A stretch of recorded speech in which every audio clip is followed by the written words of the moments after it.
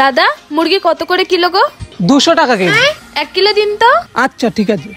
আরে ও ম্যাডাম, কেন নিরীহ পশু পাখিকে মেরে নিজের পেট ভরাচ্ছেন? এদিকে আসুন, সবুজ সবুজ সবজি নিয়ে যান, এটাতেও পেট ভরবে, আর এটাও 200 টাকা কিলো। ও দাদা আবার মুরগি লাগবে না, থাক। আপনি না দাদা আমার চোখ খুলে দিলেন। এই নিন 200 টাকা, আমাকে কিছু ভালো ভালো সবজি প্যাক করে দিন। হ্যাঁ ম্যাডাম, এক্ষুনি দিচ্ছি। और अभी तो रुको, क्लाइमैक्स अभी बाकी। এই নিন ম্যাডাম। लेकिन 1 सेकंड। দাদা আমাকে 1 কিলো চিকেন দাও তো।